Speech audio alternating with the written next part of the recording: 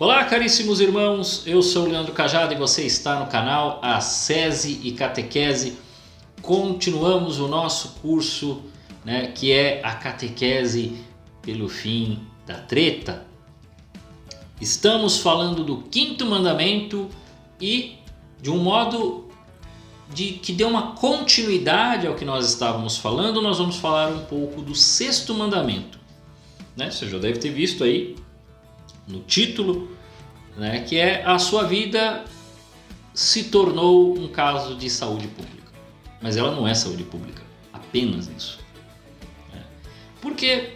Porque esse é um termo muito utilizado para alguns políticos que, primeiro, eu mencionei isso na aula anterior, de que eles falam assim: não, todos somos a favor da vida, ninguém é a favor do aborto, ninguém é a favor, mas acontece que a liberdade, que o direito das mulheres, que o direito disso e daquilo, e aí se tornam favoráveis para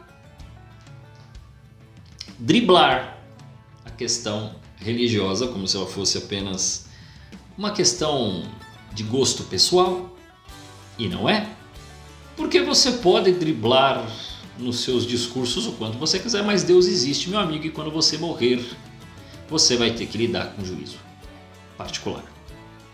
Então não adianta querer ser malandrinho e querer ficar com um discursinho. Esse é o grande ponto que a igreja está avisando: parem com esta bobagem, você vai cair do cavalo.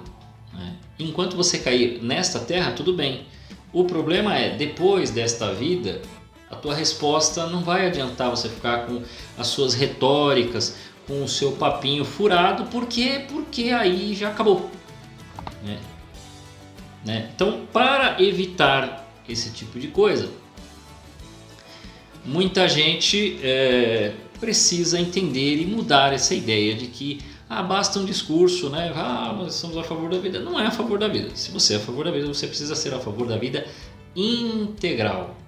A favor da mulher, a favor da criança. Nós precisamos chegar a um ponto comum. Mas por que isto acontece? Então, isto nos impele, isto nos obriga a avançarmos para o sexto mandamento. Porque o que está acontecendo? É uma coisa ou outra. Nós temos que guardar a vida, mas nós estamos lidando com sexualidade, então isso nos desemboca no sexto mandamento. Nos próximos 2 capítulos, por conta do quinto e do sexto mandamento, depois nós vamos voltar ao quinto mandamento.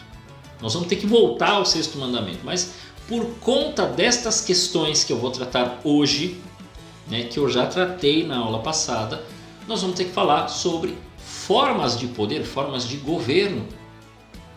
Porque muita gente confunde, o que a igreja é a favor, afinal? O que nós temos hoje, o modelo que nós temos hoje, a igreja concorda 100%? Ela entende que esta é a melhor forma de governo? Sim e não.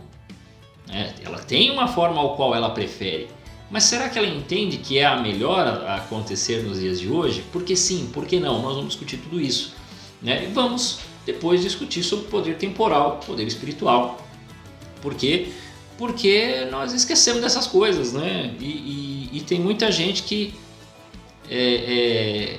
faz de conta, ou no trabalho, ou como professor, ou como político, que eu acabei de mencionar, utiliza a estratégia do eu sou católico ou eu sou cristão, mas neste momento eu preciso ser laico, vamos dizer que ele está usando esse termo assim, Então ele meio que esquece, coloca de lado, porque para ele a fé é uma coisa privada e ela não pode intervir na política, ela não pode intervir nas decisões gerais, porque afinal de contas, pessoas têm outras religiões, têm outras ideias, existe uma multiplicidade de pensamentos, então a religião não pode intervir.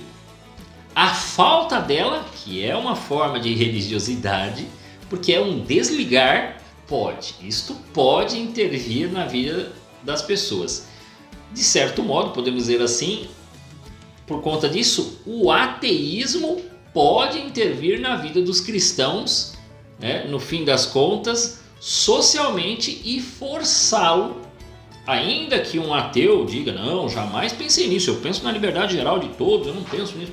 Pode ser que tenha, mas no fim das contas, de uma mentalidade ateia, surge o fim das liberdades, né, da religião.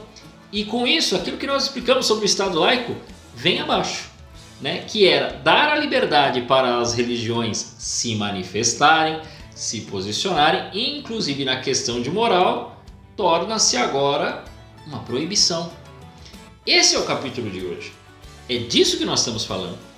Mais do que propriamente só falar do aborto, a gente precisa entender o seguinte: você precisa entender que já de um bom tempo nós temos uma influência muito grande em várias áreas da nossa vida, e eu falei numa das primeiras aulas de que nós tivemos um primeiro passo, a politização de todas as coisas, ou seja, entraram dentro da sua casa, logicamente a gente permitiu, né? Criaram leis e agora todas as nossas ações e atitudes estão politizadas. Ainda que você não goste de política, ainda que você não se envolva, ainda que você olhe, né, partidos e posicionamentos, né, direita, esquerda e tal, e você se mantém afastado, você fala, eu não tenho paciência para isso, Leandro.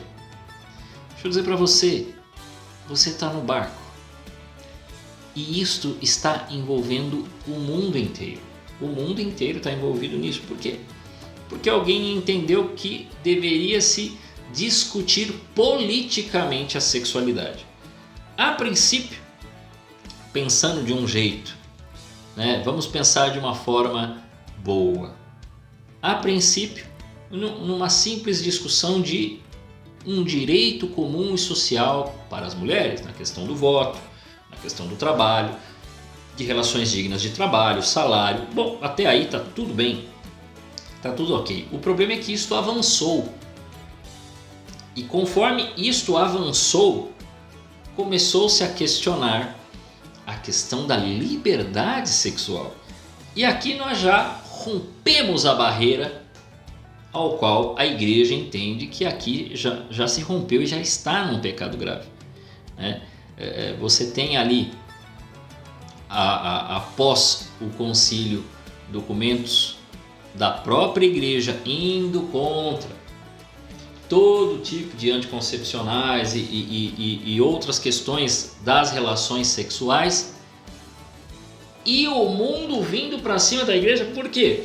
Porque, ora as bolas, nós tivemos um fato ocorrido no mundo e que até se brinca, né, que nós tivemos 1968, o ano que não acabou.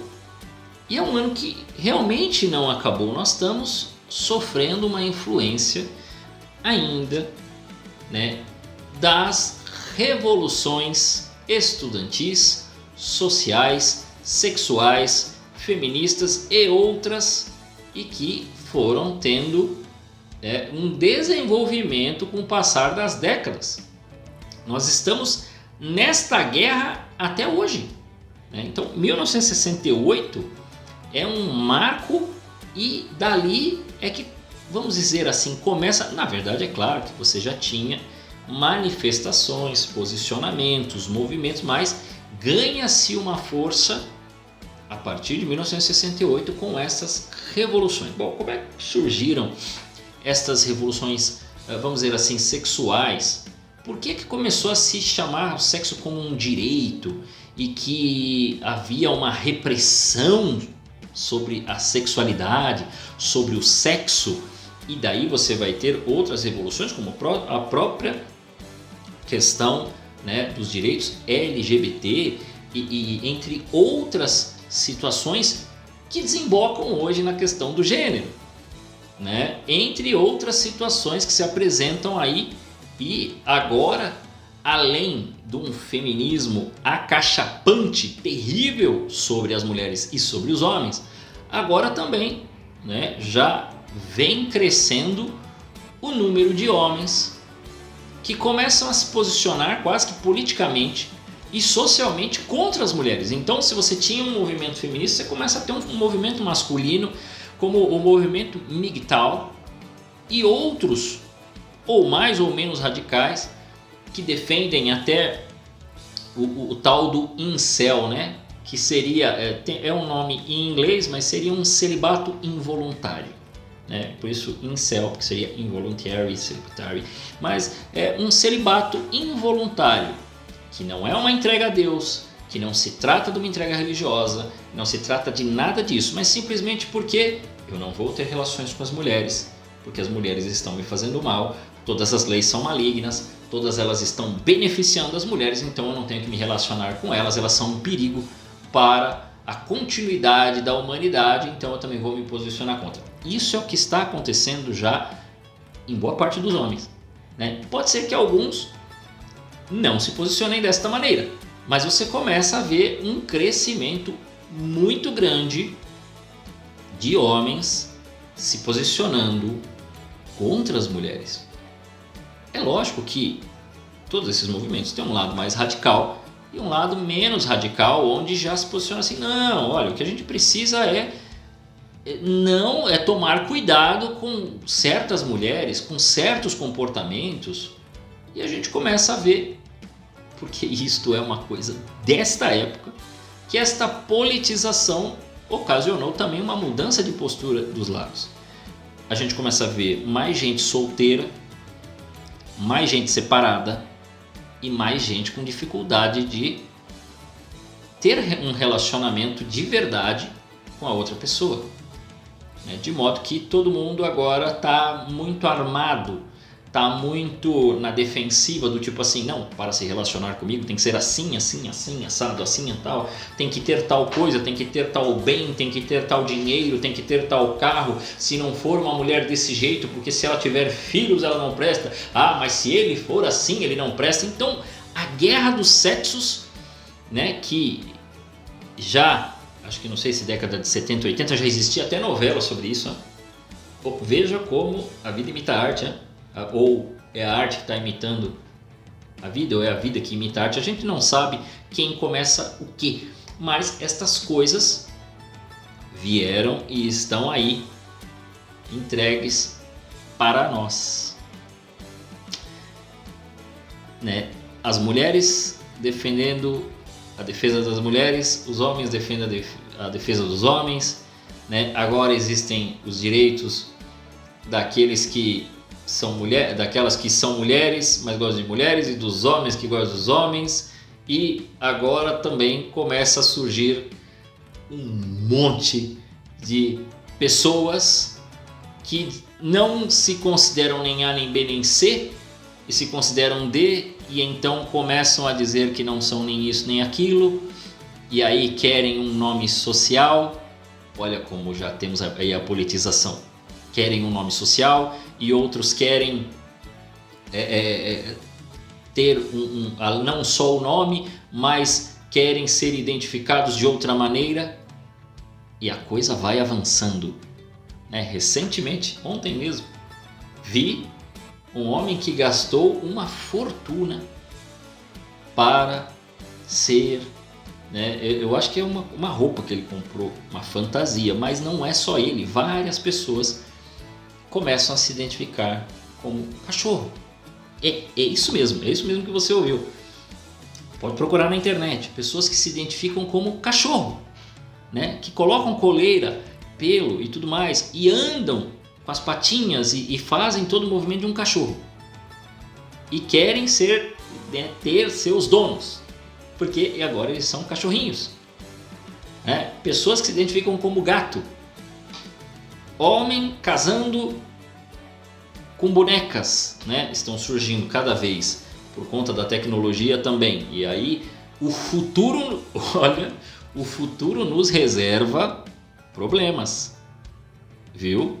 Esse negócio de robô, de bonecas, e provavelmente vão surgir bonecos, né? Eu sei de bonecas, né? Porque vi alguns vídeos aqui no YouTube mesmo, viu, gente? Você precisa procurar quando você procura aqui no YouTube homens que casaram com bonecas. Você vai encontrar homens que casam com bonecas, né? Feitas de pele de silicone e tal, peles quase reais, formato, né? Até o olho, o cara compra, vê um modelo e aí é baseado numa artista não sei quem, é baseado numa cantora não sei o que.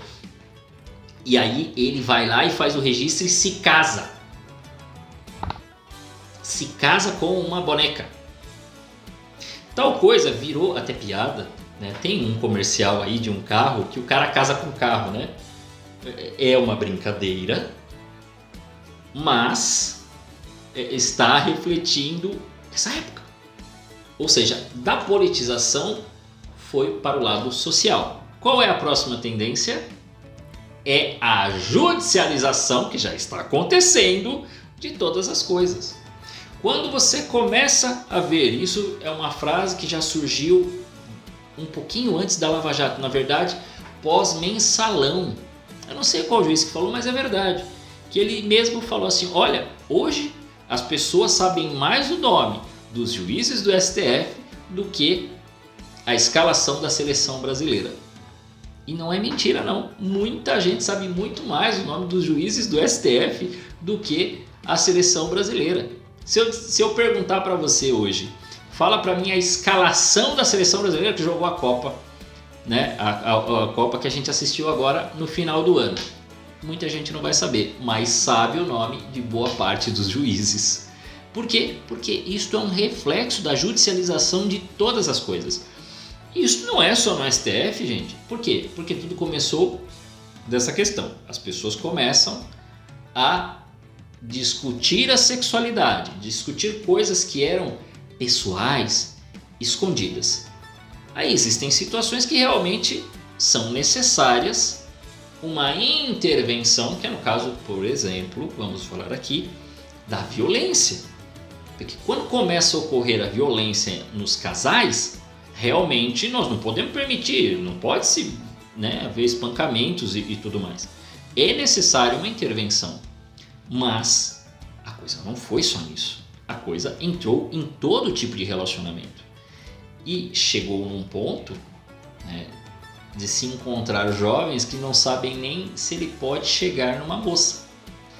Será que eu posso elogiar uma moça? Né? Eu tenho caso de amigos que chegaram para mim e disseram: fui elogiar fulana, conhecida, colega, e ela me descascou. Eu falei, mas por quê? Não, porque ela disse que é um absurdo, porque não sei o que e tal. Eu falei, mas peraí, você deu uma cantada nela? Não, eu não tenho interesse nela. Ué, então por que ela te criticou? Ah, porque eu fiz um elogio, porque aí ela entendeu. Então, nós chegamos num ponto de uma crise nos relacionamentos que você não pode nem elogiar sua amiga. Isso para nós é preocupante. As pessoas deveriam, de modo lógico, nós não estamos falando aqui defendendo que as pessoas podem ficar aí dando cantada na rua, falando bobagem para as pessoas, de forma alguma, né? Meus irmãos, prestem atenção. Continua sendo pecado não pecar contra a castidade. E o nono pecado, né, que é a questão da fidelidade. E você não sabe se ela é a mulher do próximo, se ela está namorando. Então você está aí olhando para a mulher do próximo. Não cobiçar a mulher do próximo, o homem da próxima. E aí você pega e começa a falar bobeira para a pessoa na rua. Então isso aí, meus irmãos, é pecado desde sempre. Você não sabe. Então o respeito é sempre importante.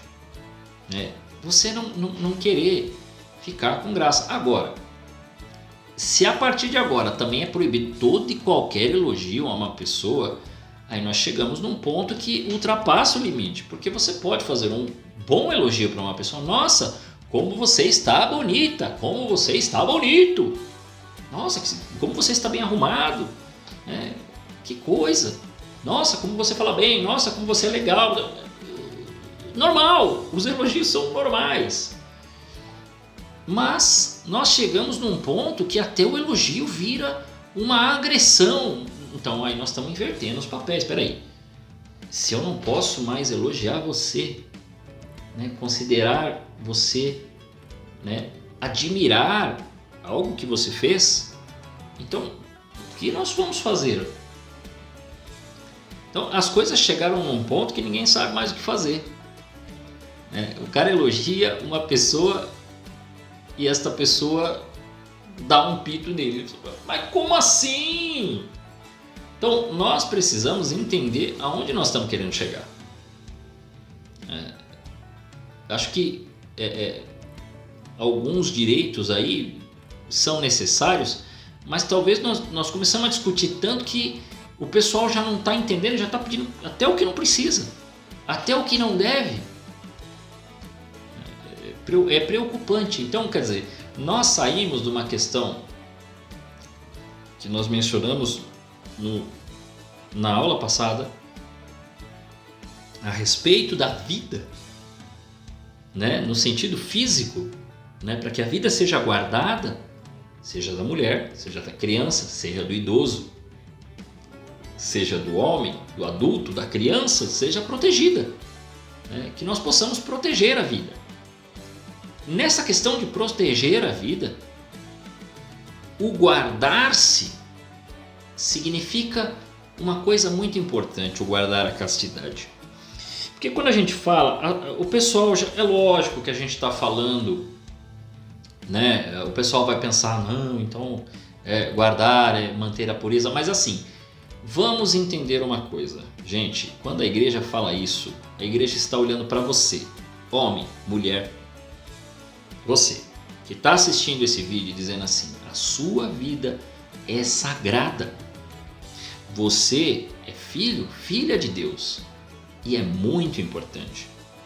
Então a sua vida precisa ser guardada e sendo ela sagrada, não pode ser tratada como uma coisa qualquer.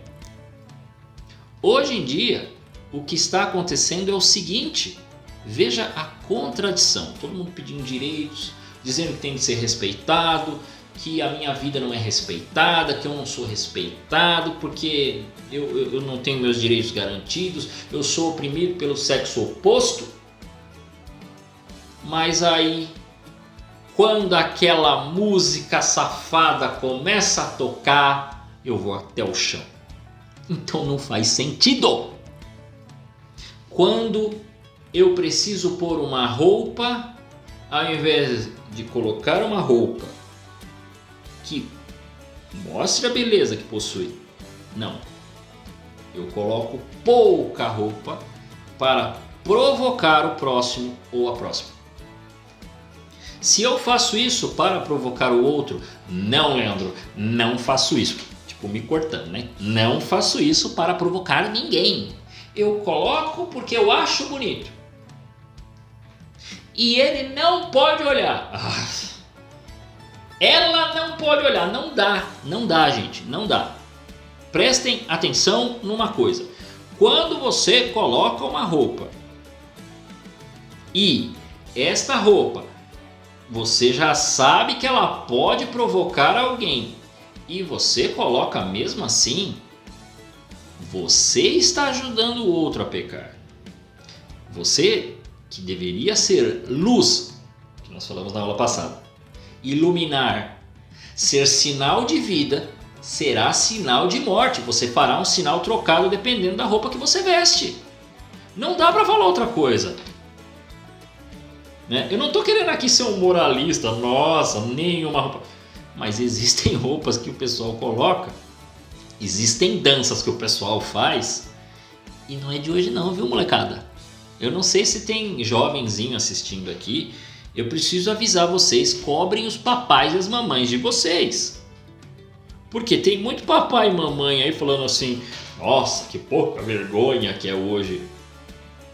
Você dançou El Chan. Você que tem que tomar vergonha na sua cara. Porque começou ali. Começou antes com chacretes. Começou antes com outras músicas sem vergonhas.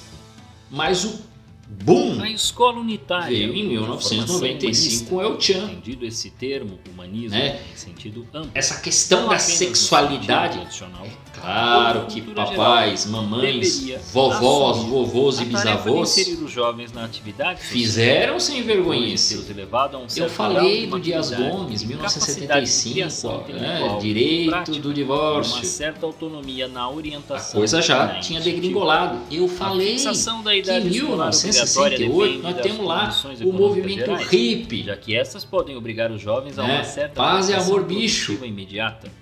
A escola Que unitária requer falava que o uma Estado expressão possa assumir as assim: despesas não que faça hoje estão a guerra, cargo da família. faça No que amor. toca à manutenção dos De escolares, onde veio essa isto é, expressão? Você requer sabe de que onde seja veio isso? completamente transformado o Talvez você já orçamento do escreveu até no Ministério seu da Educação caderno, quando Nacional, você era mais jovem. ampliando-o enormemente. O que você pensava quando mais falava assim? complexo. Claro, A inteira fazer função guerra. da Que educação isso? e Guerra é formação ruim. das novas gerações Que deixa de ser amor, privado e o torna-se amor ao público, próximo. pois Mas não se somente trata assim desse pode amor. abarcar todas as gerações, Do amor ao sem próximo, divisões do de amor de grupo Deus. ou casta. Não é disto que esta Gramsci, frase está falando. A origem dessa página frase 36. vem de um Cadernos autor da escola de Gramsci. Frankfurt, chamado Herbert Marcuse, que escreveu um livro, e é nesse livro que está, chamado Eros e a Civilização.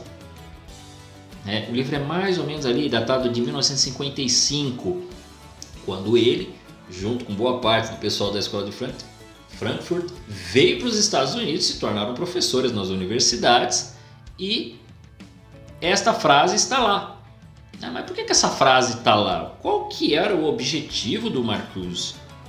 O Marcuse, não sei nem se fala assim, tá? Mas é Marcuse, né? O Herbert Marcuse, ele tinha um objetivo: fazer no livro Eros e a Civilização, podemos dizer assim, o casamento, né? A junção das teorias de Marx e Freud. E com essas teorias, entender que a sociedade, e aí é lógico que ele está falando da sociedade americana, mas aí ele estende para o mundo todo, ela é uma sociedade capitalista que, por conta do dinheiro, do poder e tudo mais, ela se reprime sexualmente para poder ter dinheiro, para poder ter poder, para poder fazer as coisas. E, consequentemente, por conta desta repressão sexual, ela precisa fazer guerra. Então, o homem precisa se libertar dessas amarras do capitalismo, que só faz pensar em dinheiro, só faz pensar em consumismo, só faz pensar em maldade. Você vê que ele dá uma caminhada em umas coisas que poderia ter razão, mas ele desemboca na conclusão errada. É claro que, você ficar na loucura, na loucura do dinheiro, na loucura do consumismo, realmente é um problema. Só que a solução que ele oferece é: não se reprima, não se reprima. E aí todo mundo ele começa a sugerir aí que as pessoas parem de se reprimir sexualmente. Consequência, 1968 desemboca todos os movimentos sociais. É claro, por quê? Porque essa molecada teve ele como professor, o negócio vai desembocar, e Herbert Marcuse é o papai desse período. É lógico que ele não é o pai sozinho, tá, gente? Muita coisa vai surgindo aí, não é só ele. Mas tudo começa na universidade. Hoje em dia ainda as coisas começam na universidade, financiado, logicamente, que alguém financia as pesquisas. Grandes pesquisas são financiadas por empresas. Essas empresas possuem fundações, essas fundações bancam pesquisas que eles estão olhando o mundo e falando: parece que o mundo tem tais necessidades, então nós queremos ajudar aqui. Entende? Não é uma... Para que não fique parecendo, como eu falei, não pague de louco, não fique pensando que essas mentes são mentes assim: vamos dominar o mundo. Não, nada disso. Então não pense dessa maneira, mas é mais ou menos assim. Um grande empresário tem a sua empresa, ele é bilionário, ele fala: puxa, precisamos investir em educação. E nós estamos vendo problemas. Então nós precisamos investir nas universidades. as universidades têm alguma pesquisa. Vamos olhar que pesquisa tem de acordo com a nossa fundação. Ah, mas o que vocês querem? Ah, vamos dar um exemplo aqui. Por exemplo, o Rockefeller, né? O bonzão do petróleo norte-americano. Bom, nós precisamos investir. E qual que era o problema que ele via? O problema que ele via, por conta de um livro, né, malthusiano, pós-malthusiano, né, porque Malthus é séculos anteriores, mas assim, pós-malthusiano, que falava de uma superpopulação no início da década de 50. Aí ele para e fala assim: puxa, se tivermos uma superpopulação, nós vamos ter uma guerra mundial, igual nós tivemos aqui. Já pensou uma terceira guerra mundial? Meu Deus, nós não vamos poder fazer o bem para ninguém. Por quê? Porque a Fundação Rockefeller tinha ajudado norte-americanos no sul dos Estados Unidos na educação, alfabetização, entre outras medidas ao redor do mundo. Coisa ruim, alfabetização? Claro que não. Mas, quando vem a Primeira Guerra e logo depois a Segunda Guerra, muito do que eles tinham financiado se perdeu. Eles falaram: poxa, nós não podemos ter uma Terceira Guerra Mundial, porque a gente começa a trabalhar para ajudar sociedade, bairro, né, local, país e tudo mais. Vem uma guerra, acaba com tudo. Nós precisamos resolver isso. E agora você está falando, né, o livro está dizendo que nós vamos ter uma superpopulação, o mundo vai acabar. Nós vamos ter uma guerra de bombas atômicas. Já pensou? Horror dos horrores. Como é que nós vamos fazer? Então as fundações, não apenas a Fundação Rockefeller, mas outras, começam a falar: opa, nós precisamos resolver isso aí. O que eles fazem? Banca estudos de como resolver o problema para não chegar a ter a superpopulação.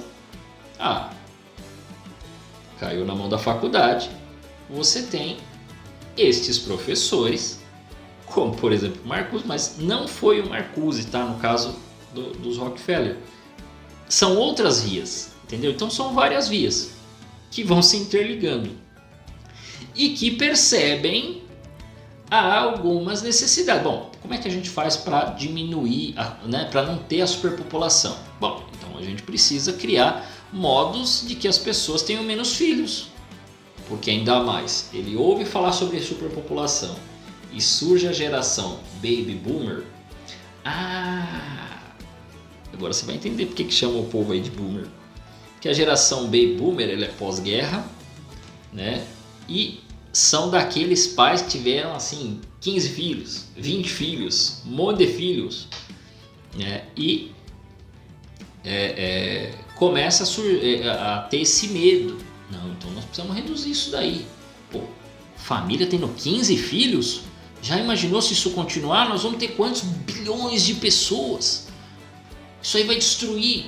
Por quê? Porque nós não vamos ter comida para atender todo mundo. E se nós não vamos ter comida para atender todo mundo, nós vamos ter uma guerra. Entende?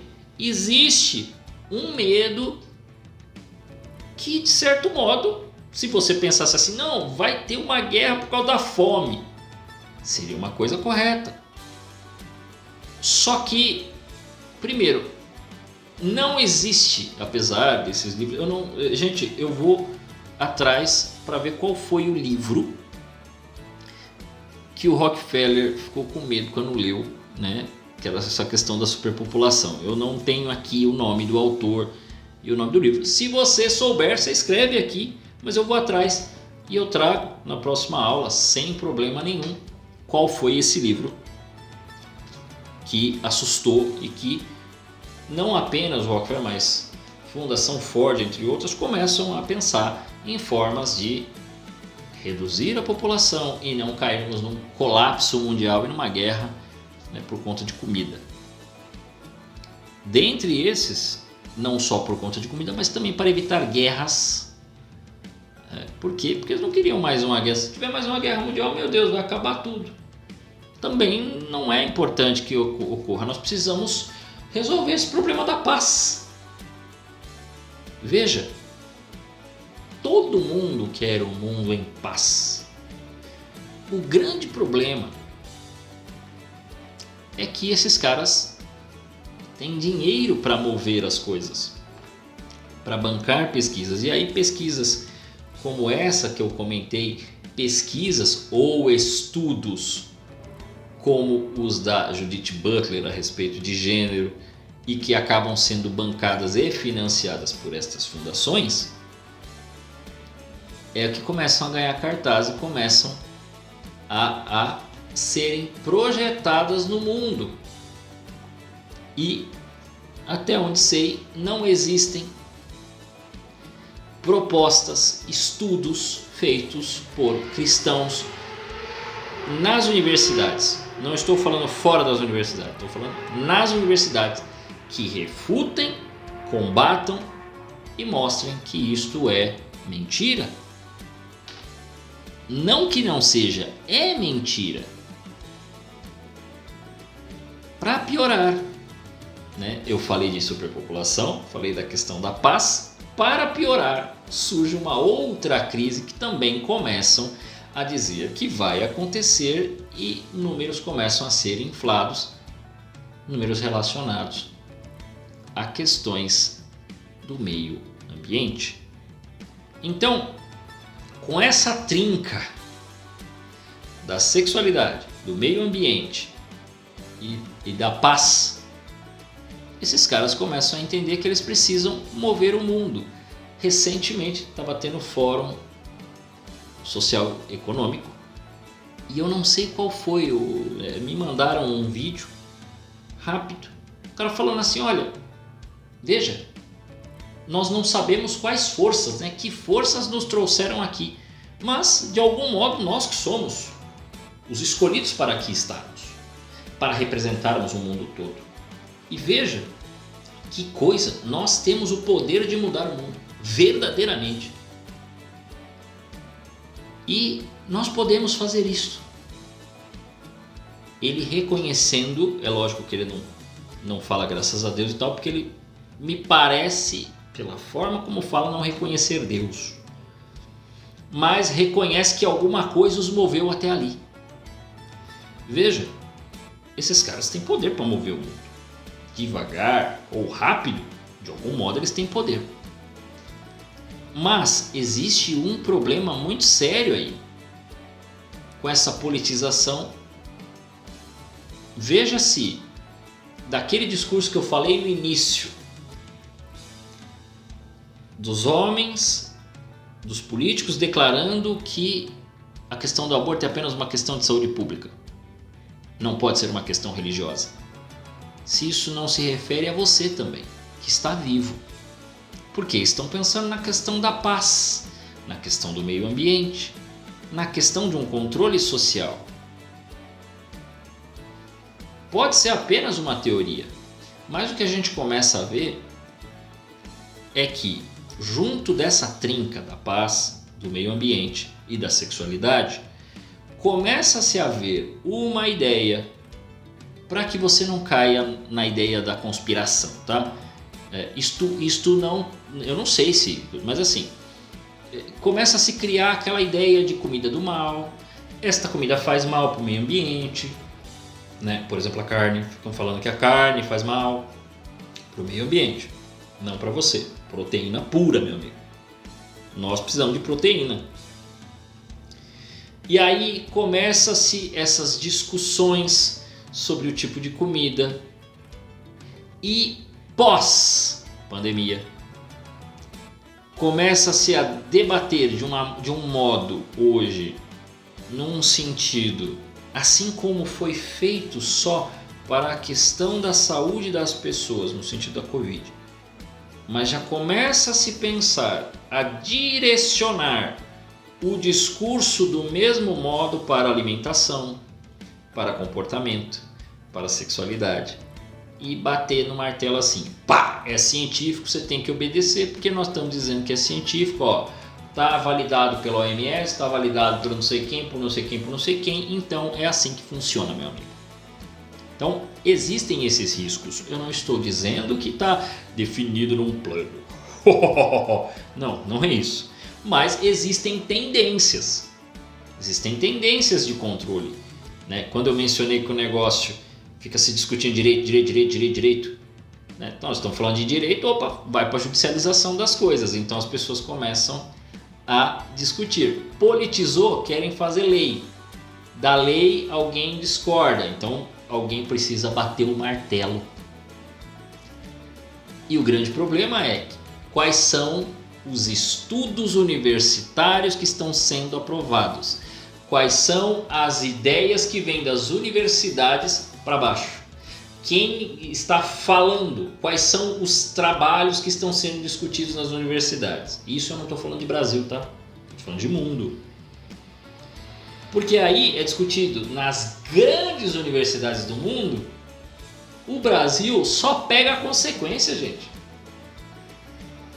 Porque com ou sem investimento no Brasil, existe um valor grande, viu, para as universidades aqui no Brasil. Os estudos são muito poucos nesse sentido de gerar uma mudança no mundo. Mas quando o negócio vai em Harvard, né, em outras, eu lembrei de Harvard aqui, mas você pode lembrar de outras grandes universidades. Ah, meu amigo, quando vem de lá para cá, vem fácil. E vem como tendência. E você não sabe nem como. Você começa a falar. Porque eu sempre ouvia, isso até 2015, 2016, todo mundo falava a palavra sexo. E hoje, as pessoas vão falar, ou você vai num questionário de alguma rede social, ou para uma entrevista de emprego, é gênero. E está lá. Você já tinha percebido que você começou a falar tem pouquíssimo tempo? Quer um exemplo de palavra que você foi conduzido? Quanto tempo faz que você utiliza o termo idiota, fake news? Pós-verdade.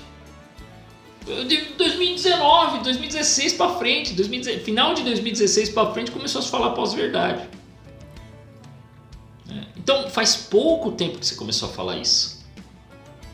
Mas já está na boca de todo mundo parece que já sabe, já entendeu e tudo mais. As coisas chegaram neste nível. Por quê? Porque tudo começa na universidade. E eu já percebia. Vou contar mais um exemplo de bizarrice que ocorre no mundo. E você pode procurar aí, pode procurar na internet. E não precisa acreditar em mim. Tudo que eu estou dizendo, né? Tudo bem que eu só não dei uma fonte, que é o livro, né? Qual foi o livro que falava de superpopulação na década de 40, de 50, que mexeu com o Rockefeller, mas eles se preocupavam com isso.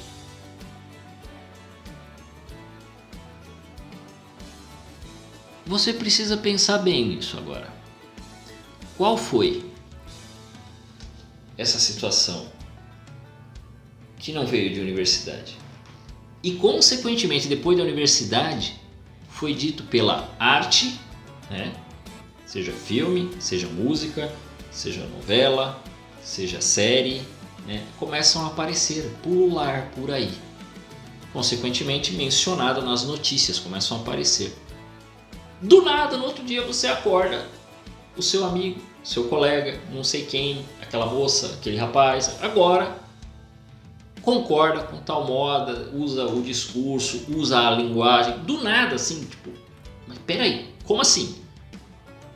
Não, e aí você se torna, como as coisas estão politizadas, você se torna o preconceituoso, o opressor, porque você não usa tal linguagem. Você nem sabia da existência delas. E agora você precisa modificar os pronomes, modificar a linguagem, torná-la palatável. Ela precisa socialmente ser aceita, porque ela é excludente, ela precisa ser inclusiva para estas pessoas que agora, nesse momento, elas descobriram que elas estavam excluídas de algum modo da sociedade. Por quê? Porque as pessoas não a respeitavam, porque não a chamavam como ela deveria ser chamada, e ela agora descobriu que ela tem que ser chamada de A e não de B. Porque antes ela era chamada de B. Mas isso era uma mentalidade arcaica, obscurantista, anticientífica, anti não sei o que, né, que agredia essas pessoas, então nós estamos incluindo elas. O termo de inclusão era um termo que era utilizado corretamente para a acessibilidade, não apenas física, né, mas também de comunicação e tudo mais, para pessoas com deficiência e surdos. É que o surdo não gosta de ser chamado de pessoa com deficiência, mas é uma deficiência, né? Auditiva. Mas ok. Era para isso. Era para que facilitar as pessoas com deficiência de se comunicar, de se mover, né? De ter facilidades. Os caras pegaram esta via e colocaram tudo. Então qualquer situação agora é uma situação de exclusão.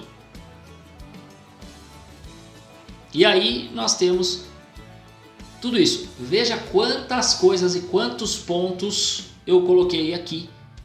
Então você vê que não é só a questão do bebê no ventre da mãe que é uma questão de saúde pública. Você agora é uma questão de saúde pública. Estão preocupados com a sua saúde e querem intervir nela.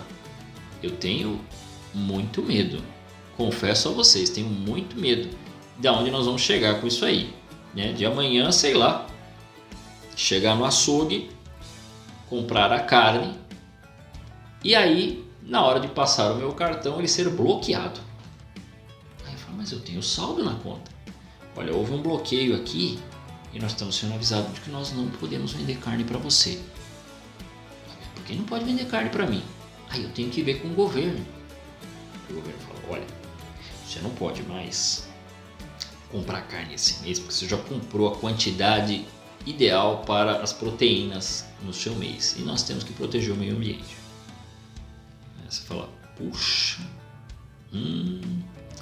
dentre outros produtos, né? Você que gosta muito de ou de B, sei lá, gosta de um chocolate a mais, não pode. Mas eu não posso comprar uma cerveja a mais? Não pode mais. Ou seja, quer dizer, o teu churrasquinho está comprometido aí para o futuro, viu? Será que é isso que vai acontecer? Não sei, eu tô projetando, tá? Eu tô fazendo ideias aqui, porque me parece que às vezes o pessoal quer chegar nesse ponto de controle. Né? Não sei se vai chegar nesse ponto de controle, mas é a impressão que dá. Né? Existe um livro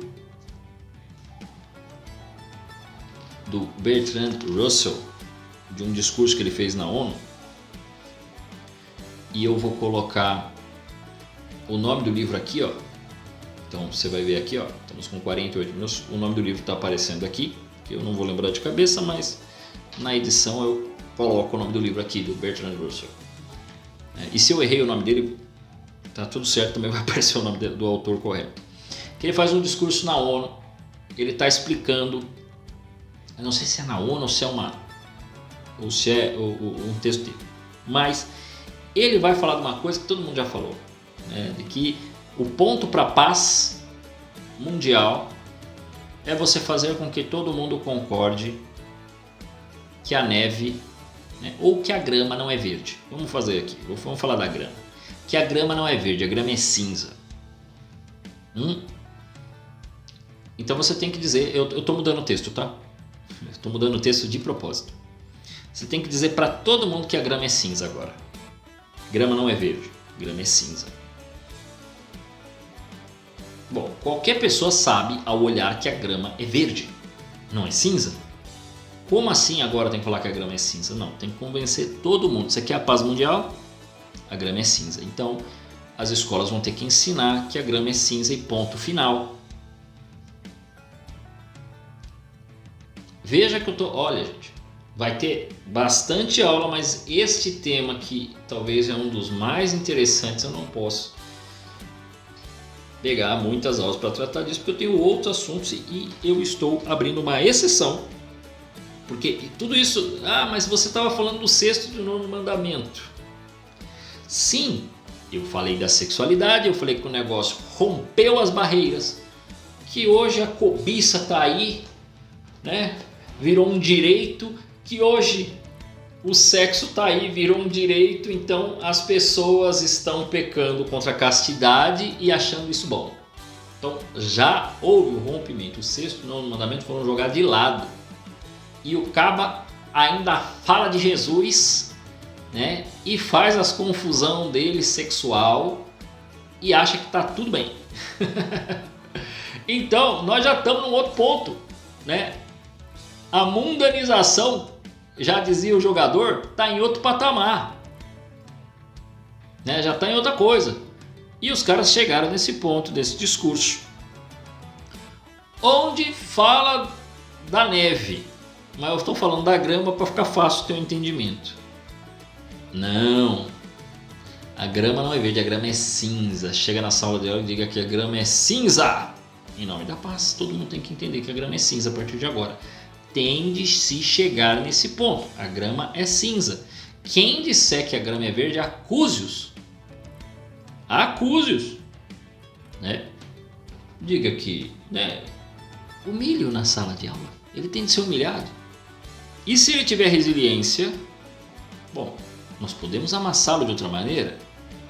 Diga que ele está fazendo fake news, ele está desinformando, né? Diga, sei lá, que ele está sendo racista, por que não pode, né, ter uma grama cinza? Você precisa assustá-lo, colocá-lo numa situação de que ele se sinta um criminoso, que ele não seja aceito pela sociedade.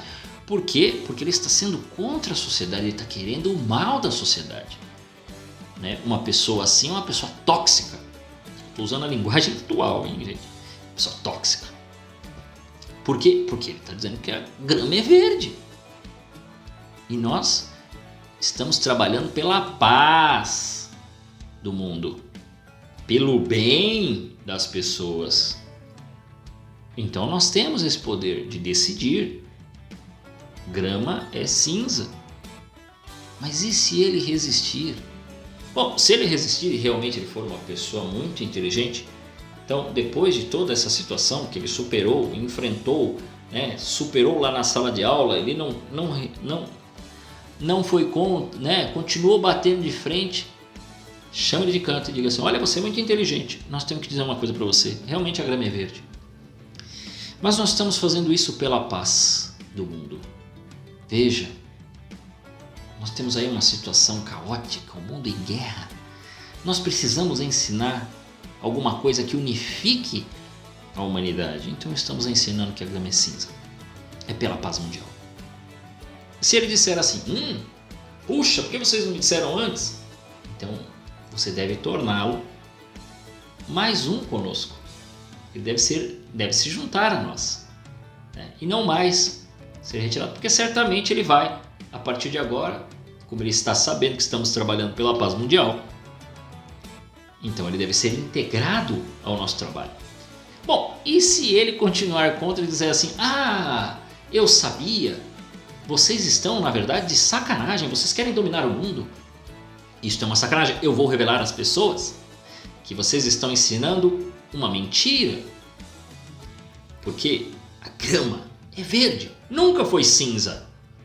Então, bom, Bertrand Russell não fala o que se deve fazer, mas você deve suspeitar o que ele sugere, o que pode se sugerir a se fazer com alguém que vai contra esta ideia da paz mundial, né?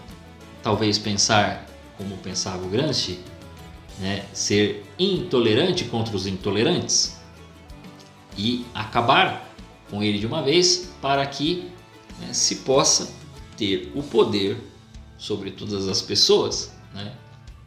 Eu não sei, né? Ele não nos dá a resposta do que deve ser feito, mas eu espero que você tenha entendido as diversas situações que eu coloquei aqui, né? Então preste atenção, né, nas coisas e entenda que, primeiro, estas coisas não vêm do nada, não vêm de uma mente que simplesmente fala assim: vamos acabar com o mundo, né? Isso é coisa de filme, então não é essa conspiração, né? Essas coisas começam a vir, então elas se tornam tendências porque os caras bancam alguns estudos e aí quem está lá fazendo as teses tem uma mentalidade que guia esses trabalhos. E nós não estamos falando aqui de verdade, né, da verdade em si, mas eles se deixam guiar por essas ideias e hoje já se tornou conveniente para as fundações. As fundações já pensam assim. Eu me lembro, na empresa que eu trabalho, teve um discurso de uma moça, eu não sei o nome dela, mas ela era representante da ONU. Gente, olha, eu posso confirmar para vocês, aí não foi o discurso, a linguagem, a forma de se expressar, as declarações que ela fazia era de uma militante feminista. O modo de falar, eu falei, é uma feminista falando. E ela era representante da ONU. Ela veio, por razões de campanha, o presidente, não, temos aqui a representante da ONU aqui falando. Na hora que ela falou, mas isso aí é uma loucura, né? As empresas acabam apoiando, porque ela olha e fala, não, peraí, se nós estamos falando de ONU, nós estamos falando de unir os povos, então é coisa boa. Né? Se nós estamos falando de cuidar do meio ambiente, nós estamos falando de coisa boa. Se nós estamos falando de impedir guerra mundial, nós estamos falando de coisa boa. Só que qual o preço que se paga por essas coisas? Outras guerras que às vezes não são guerras em armas, são de controles, são de definições, de mudanças de palavras, de exclusão, sim, de toda mentalidade religiosa, principalmente essa que está atrapalhando esses desenvolvimentos que se chama cristianismo. E consequentemente os caras querem calar a Igreja Católica. É lógico que eles vão querer calar. Por quê? Porque a Igreja Católica, eu já falei aqui, com essas coisas aí, eles estão rompendo totalmente com o 6º e o 9º mandamento, que já foi jogado fora. E, lógico, junto disso, o 5º mandamento, quando eles falam, não, é só um direito, né? Porque é uma questão de saúde pública. Eu espero que você tenha entendido o tamanho do problema que a gente está envolvido e que precisamos de cientistas cristãos que consigam refutar, né? Trazer uma nova condução dessas coisas, provar, porque eu não sei se você sabe, eu não sei se vai sair o censo aí, né, os resultados do censo, mas os pré-resultados já mostravam que a população brasileira não cresceu, diminuiu, mas me parece que está tendo algum problema político por conta disso e eu acho que vão até segurar o negócio aí, não vão divulgar resultados não. Vão dizer que eu estou mentindo, mas procurei as notícias atuais, vocês vão ver que os resultados prévios davam impressão, né, já que eles não firmaram ainda os dados finais, mas dava a impressão de que a população brasileira não cresceu, diminuiu. Então nós não somos mais 210 milhões, nós estaríamos aí entre 207, 206, que teria diminuído. A população chinesa diminuiu e outros países também têm diminuído porque têm feito menos filho. Uma hora a conta ia chegar e começa a chegar agora a redução por conta das políticas, né, de fechar, né? Ninguém mais pode ter filho, ninguém tem que se preocupar com filho, ter filho é muito caro, é muito gasto, é um problema. A conta está chegando. E aí? Eu espero que você tenha entendido um pouco das questões macro. Então, quando elas chegam aqui, meu amigo, já é consequência. No Brasil a gente só pega a consequência dos estudos e dos problemas políticos. Precisamos de cientistas cristãos em todos esses ambientes para refutar e combater esse tipo de mentalidade. A todos vocês, que Deus os guarde.